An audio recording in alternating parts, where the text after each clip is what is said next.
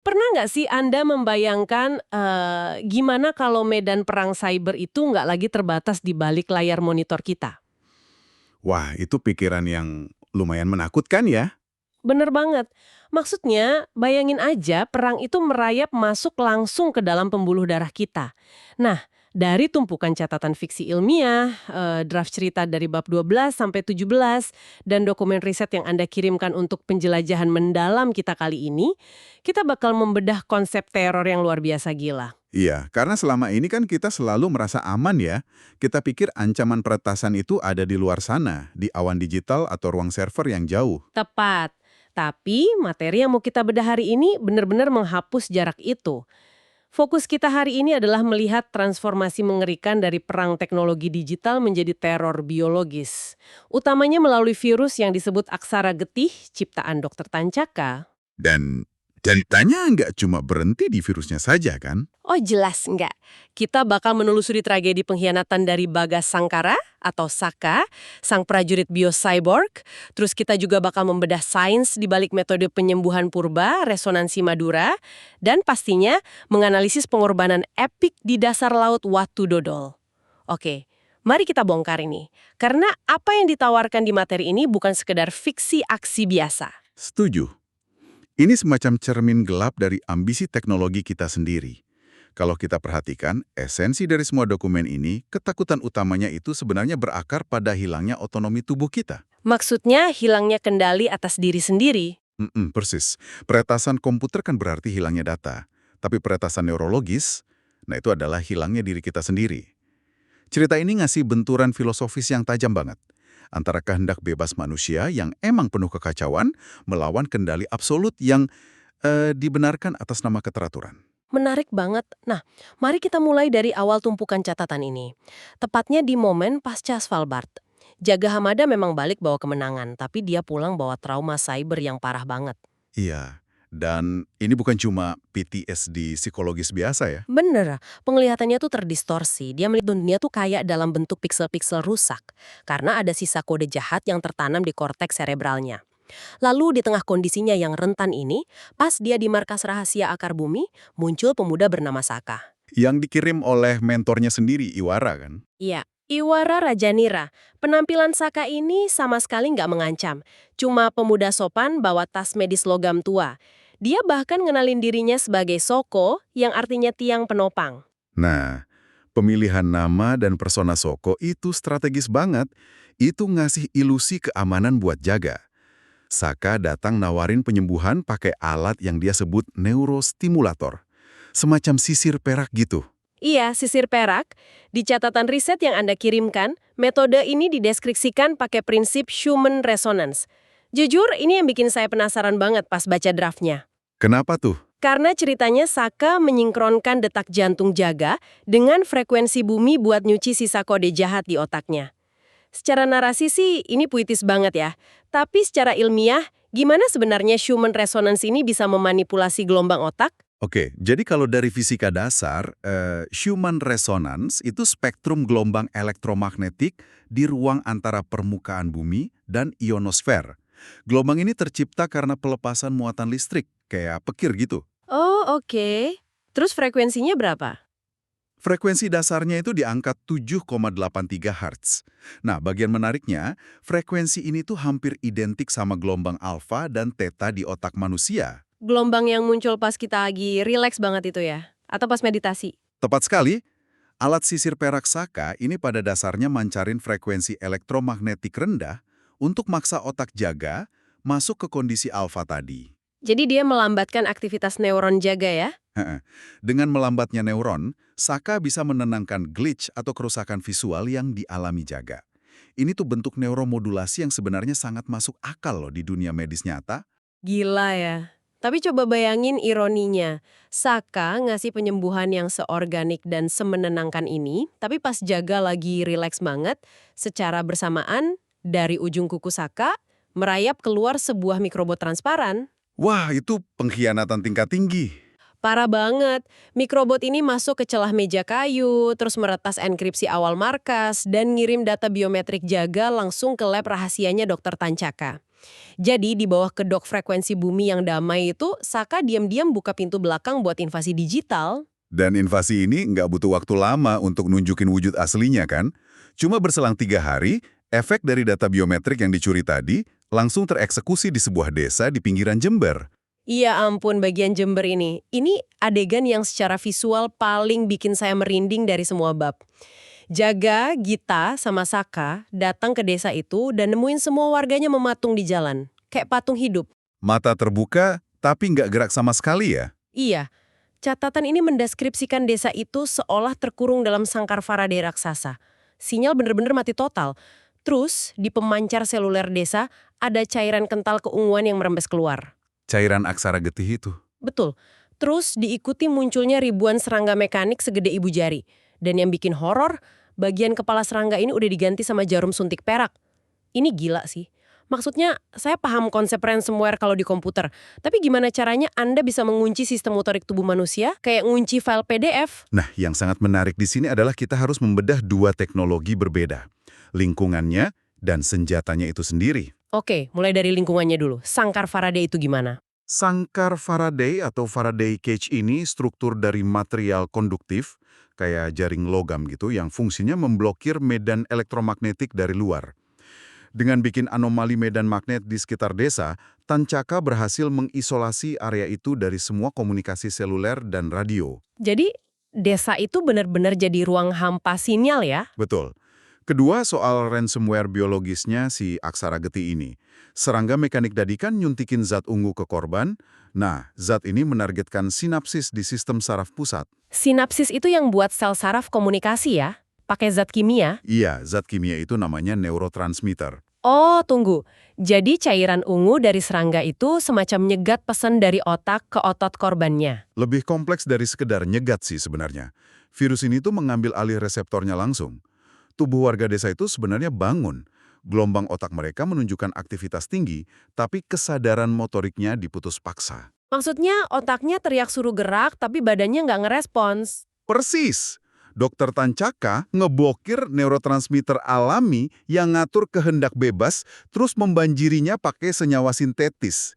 Jadi sinyal dari otak tuh ditahan sama aksara getih, numbu perintah eksternal dari Tancaka.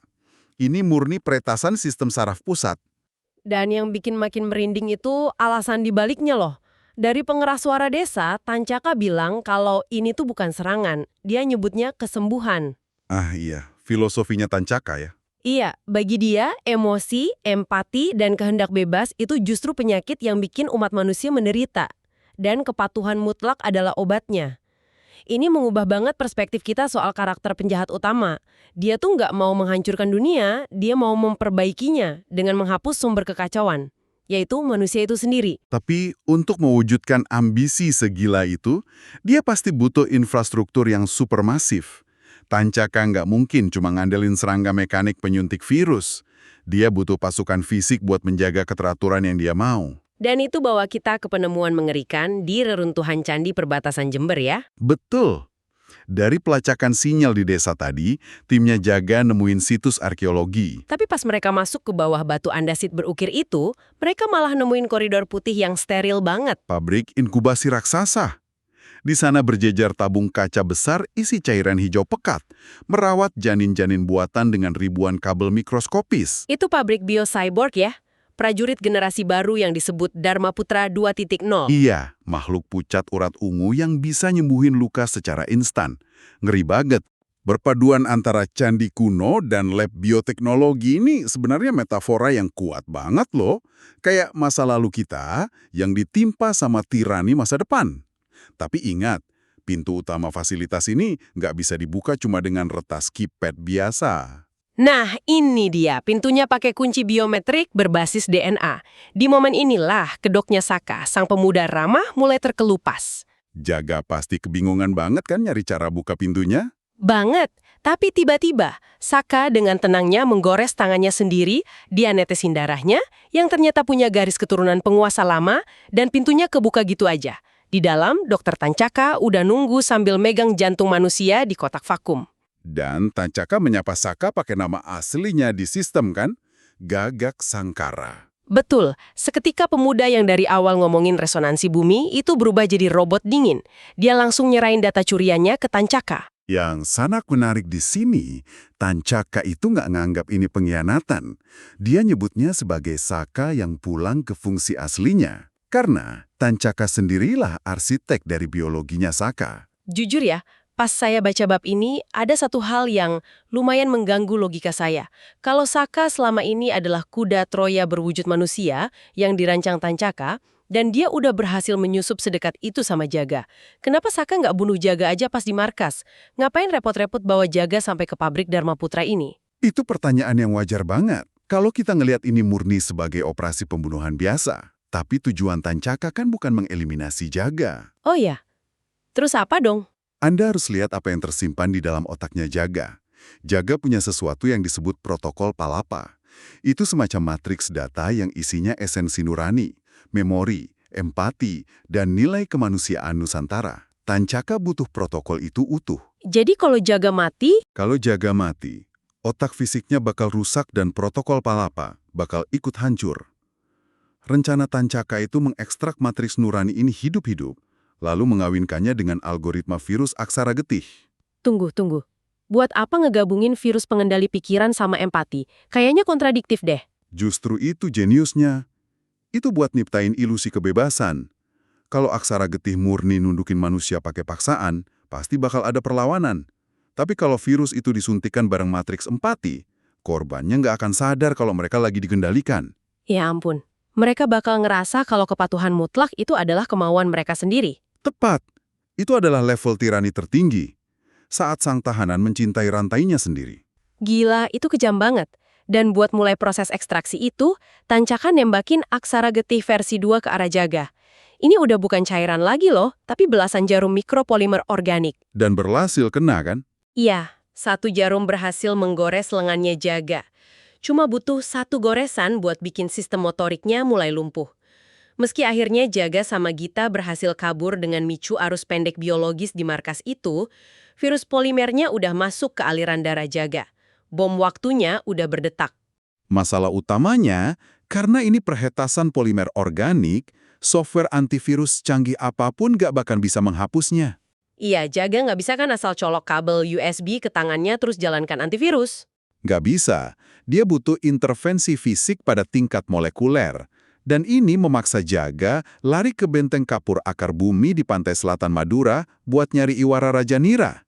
Nah, adegan di bab 15 ini menurut saya adalah puncak kreativitas dari semua draft yang dikirim.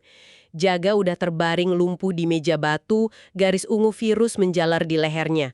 Kita pasti berekspektasi Iwara bakal keluarin mikroskop elektron atau nanoteknologi canggih buat nyelamatin dia kan? Tapi Iwara malah ngeluarin gamelan. Bener! Dia ngeluarin 7 genta perunggu kurno dan mulai memukulnya dengan ritme sekaten.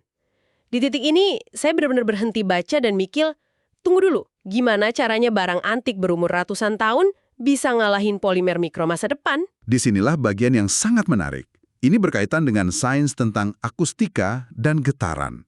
Anda pasti pernah lihat video penyanyi seriosa yang bisa mecahin gelas kaca cuma pakai suaranya aja kan? Oh iya, sering lihat itu. Itu karena nadanya tinggi banget kan? Bukan sekedar tinggi. Itu karena penyanyinya menemukan frekuensi resonansi alami dari gelas tersebut. Pas gelombang suara menghantam gelas di frekuensi yang tepat, material gelas nggak sanggup menyerap energi getarannya. Akibatnya, struktur molekul gelas hancur. Oke. Jadi Iwara pakai prinsip yang sama buat ngancurin virus di darah Jaga. Tepat. Jarum mikropolimer Tancaka itu punya struktur fisik spesifik. Iwara nggak ngelawan virus itu pakai logika digital, dia nyerang pakai fisika murni. Pukulan genta dengan ritme skaten itu menghasilkan gelombang ultrasonik bertingkat. Yang kemudian nembus badan Jaga. Gelombang suara itu nembus jaringan otot, nemuin frekuensi resonansi si polimer aksara getih, dan menggetarkannya dengan sangat keras di dalam darah sampai polimer itu hancur berkeping-keping jadi partikel kecil. Yang akhirnya bisa disaring sama ginjal Jaga ya. Betul. Ini benar-benar kemenangan fisika analog atas rekayasa genetika digital. Gamelan mengalahkan nanoteknologi. Disinilah bagian yang sangat epik menurut saya. Tapi sayangnya, getaran suara yang besar dari gamelan itu memicu sonar pelacak Tancaka. Tiba-tiba armada biodrone nyerbu Madura. dipimpin langsung sama Saka. Dan Saka waktu itu udah pakai zirah tempur sibernetik kan? Listrik. Secara fisik, Jaga yang baru aja sembuh jelas gak mungkin menang. Tapi serangan balasan Jaga ini benar-benar di luar nalar pertempuran konvensional. Dia malah jadiin dirinya sendiri semacam antena. Karena dia menyambungkan sistem sarafnya ke satelit Nusantara. Bener banget.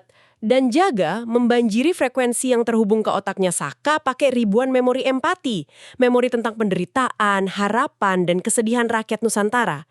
Terus tiba-tiba aja Saka yang tadinya mesin pembunuh elit itu lumpuh. Dia teriak kesakitan, megangin kepalanya dan mundur. Kok bisa ya? Gimana Anda menjelaskan sebuah mesin tempur bisa hancur cuma karena dijejali perasaan? Kalau di dunia keamanan cyber, ini tuh persis banget kayak serangan DDoS. Distributed Denial of Service. Oh, yang bikin server down karena kebanyakan mengunjung itu? Betul. Server website kan dirancang buat melayani permintaan yang wajar. Kalau kita kirim jutaan permintaan di detik yang sama, servernya pasti overload terus mati.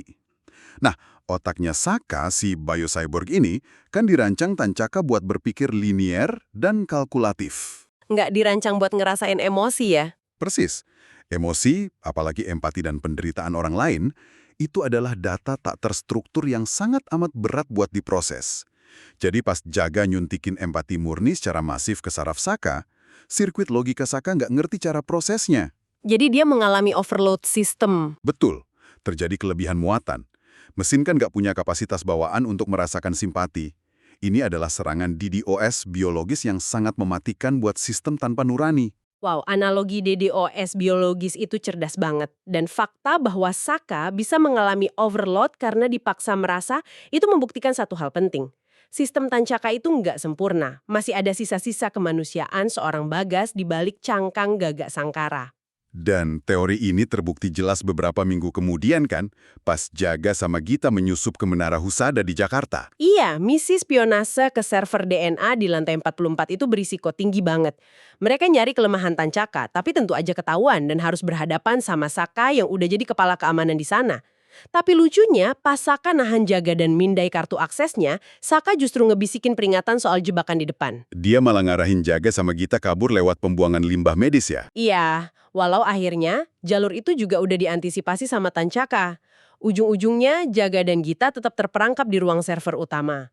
Kabel-kabel organik ngelilit badan mereka. Tancaka udah siap buat ngekstrak benih nurani dari kepalanya Jaga.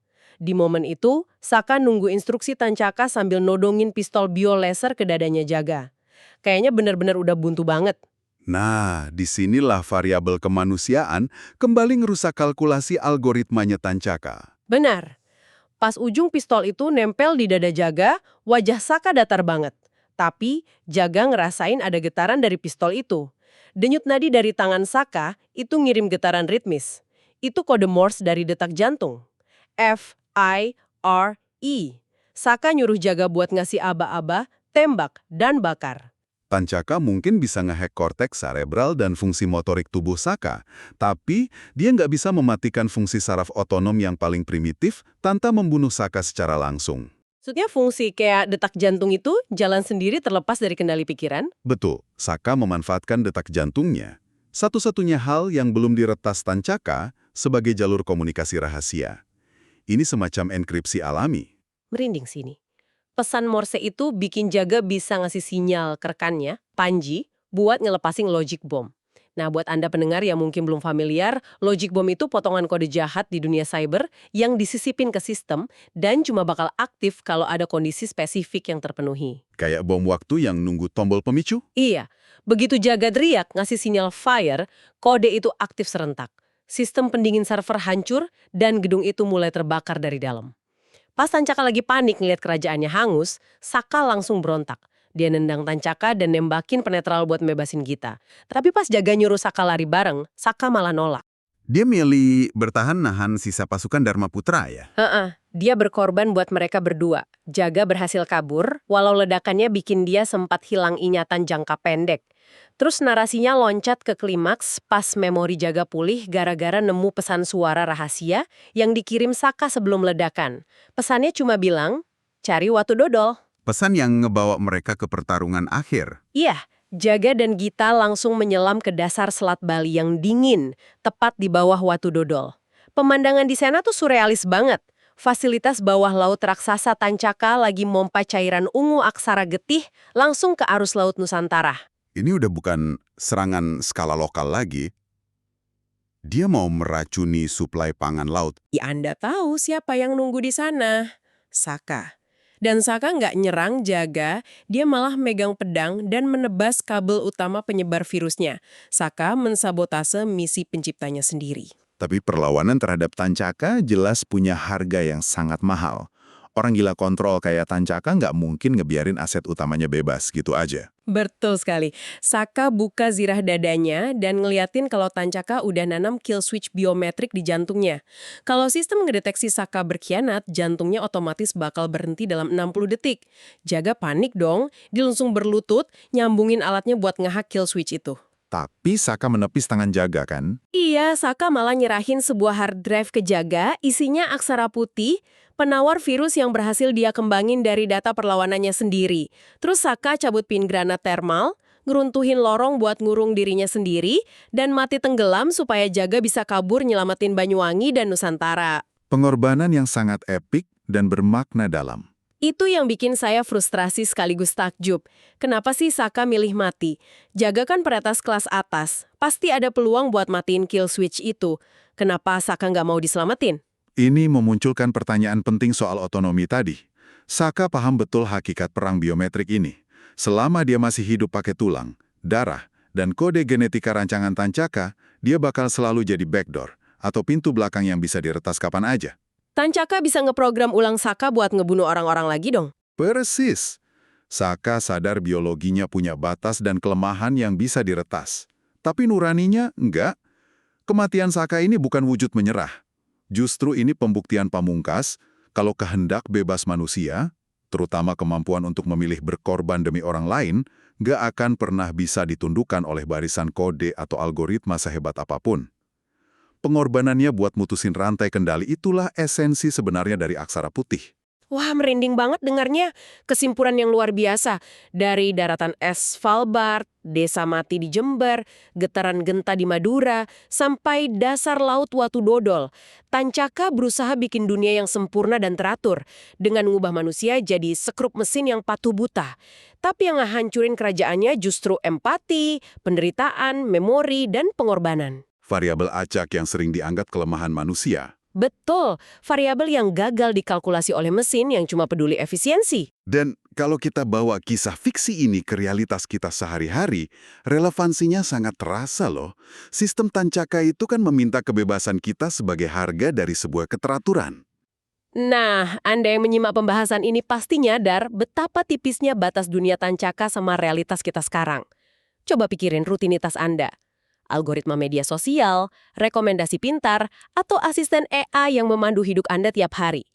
Algoritma ini terus nyajiin apa yang terbaik tanpa gesekan, ngarahin kita ke kotak keteraturan yang bisa diprediksi. Apakah pelan-pelan kita mulai sukarela, nyerahin kebebasan kita demi efisiensi mesin?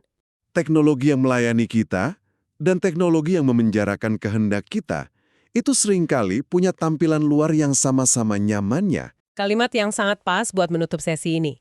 Jadi apa makna dari semua ini buat kita? Jasad Saka memang hancur di dasar Watu Dodol, tapi penawar aksara putih itu mengalir menyelamatkan Nusantara. Besok, pas HP atau perangkat pintar Anda nawarin fitur kemudahan otomatis yang mengatur hidup Anda atas nama kebaikan, tanyakan lagi ke diri Anda. Apakah layar yang menyala itu sekedar alat bantu? Atau jangan-jangan, diam-diam Anda sedang menerima suntikan aksara getih versi dunia nyata? Terima kasih sudah mengirimkan materi luar biasa ini. Sampai jumpa di penjelajahan mendalam kita berikutnya. Dan ingat, selalulah bertanya, siapa yang sebenarnya memegang kendali atas kehendak Anda?